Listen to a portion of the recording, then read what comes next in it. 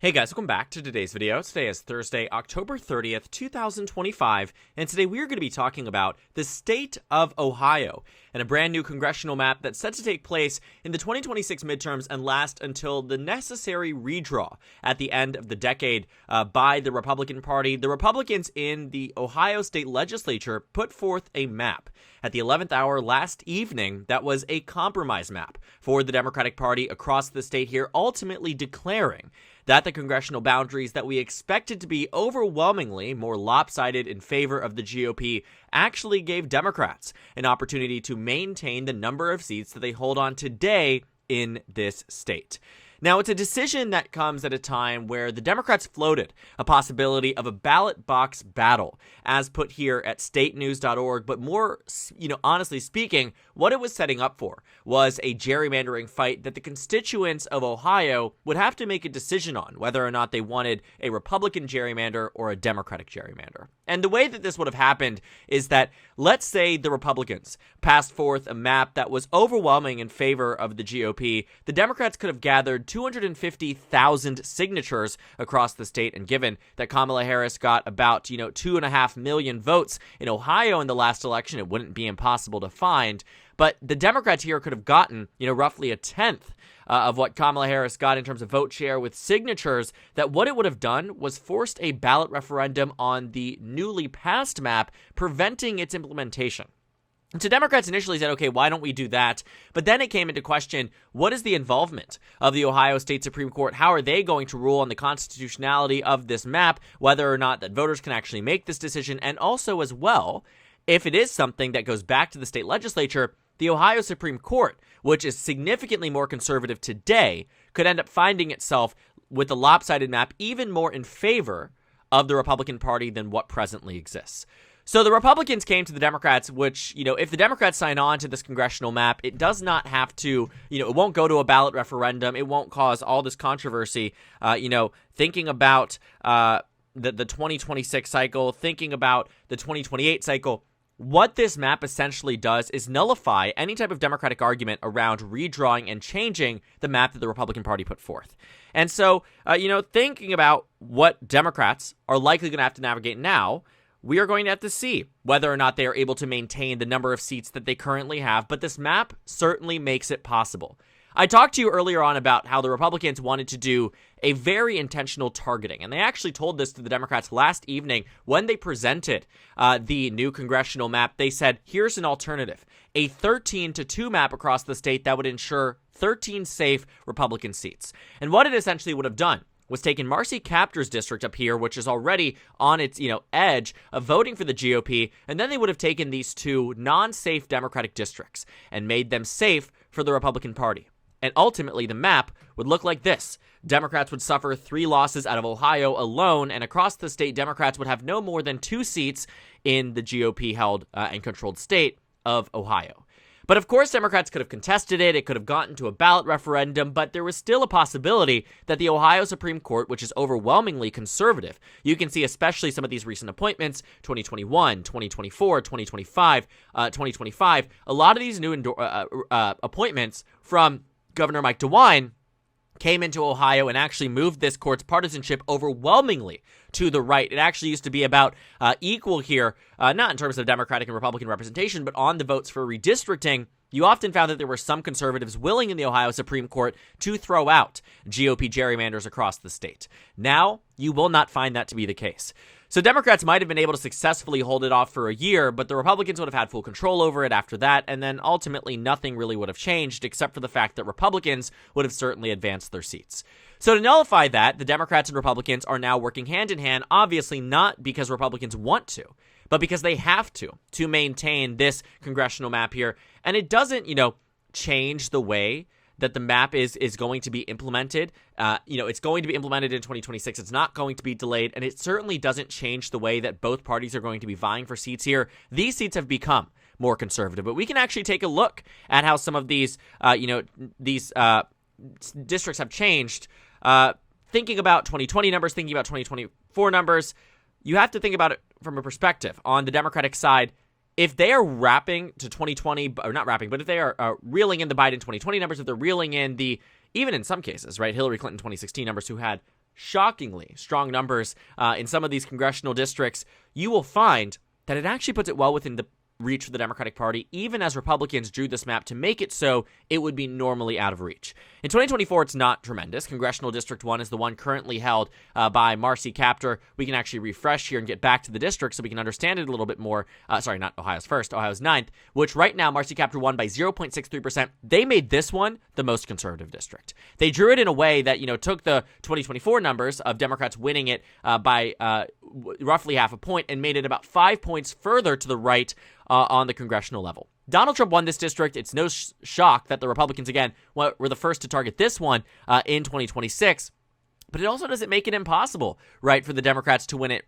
Sherrod Brown won it by a point. Marcy Kaptur, of course, won re-election. So in a national environment where the Democrats are in, a much better position on the national level, it stands to reason that the 9th district could stay in allegiances with the Democratic Party. The other two districts here are Ohio's 13th and Ohio's 1st.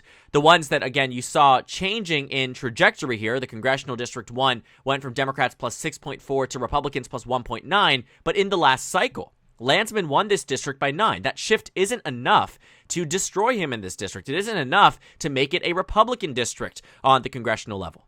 That other district we've been looking at over here, Congressional District 13, went from being Democrat plus 1, actually more Democratic. They drew it into a safer seat, and it's already one that's on edge of voting for the GOP. Chances are in 2026, it ends up being a likely margin for the Democratic Party. The point is, the Republicans have put forth this map not because they want to, but because they have to. They had to make it enticing enough for the Democratic Party, but you can see exactly why it is already so enticing. Marcy Kaptur won this district by a point when Donald Trump won the state by 13 or by 11. Can you imagine what it will look like in 2026 with, sure, a more conservative district, but a far more left-leaning national environment? Democrats could reasonably come off of Ohio's, 10-5 margin in 2024 and back to 10-5 margin in 2026. Exactly nullifying any type of gains the Republican Party seeked to get in this state.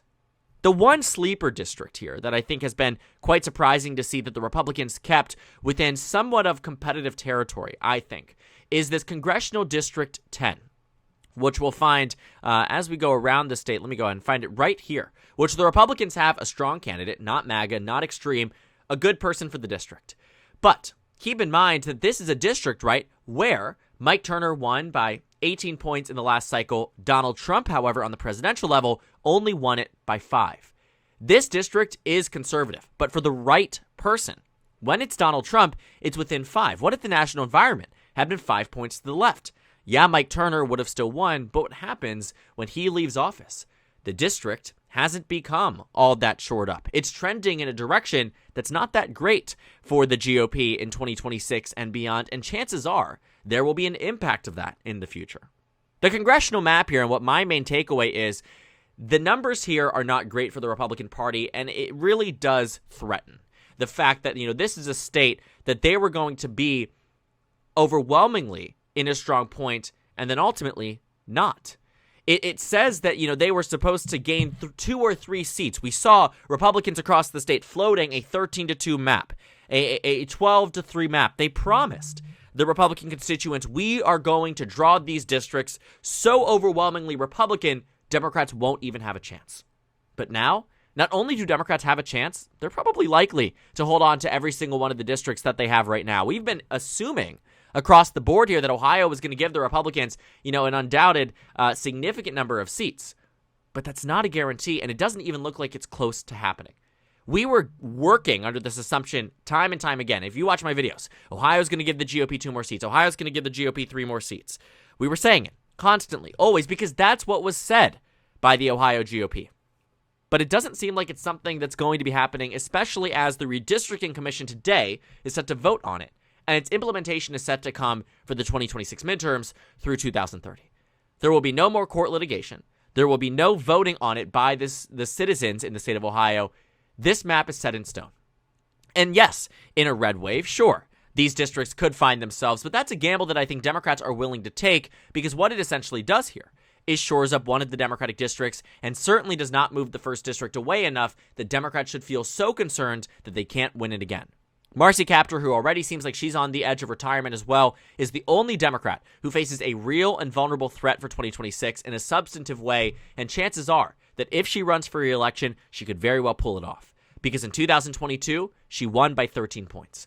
Only when you're running, I guess Gerrymandering obviously was a very bad candidate, but only when you are running against Donald Trump at the top of the ticket does it become tremendously more difficult for Democrats to win this district.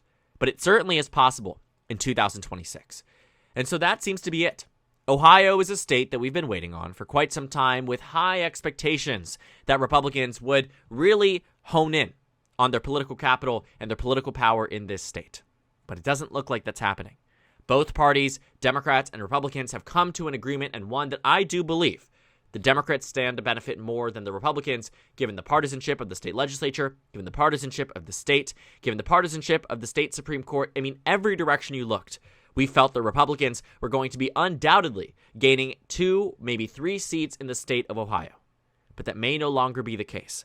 And as Republicans see that Indiana is still being halted, they were successful in Missouri, North Carolina, and Texas, they're running out of states to redraw their maps. As Democrats embark on a journey in California, potentially in Virginia, maybe in Maryland and Illinois, we'll have to wait and see. But as it stands right now, Ohio is the state, one of the major ones that we've been holding out for, and it seems as if the Democrats are in a great position for the 2026 midterms, and it looks like right now they're in a spot where in 2026 and 2028 and 2030, they could certainly hold on to more seats than the Republican Party believed that they would even have the opportunity at winning in the best of years possible under a Republican gerrymander.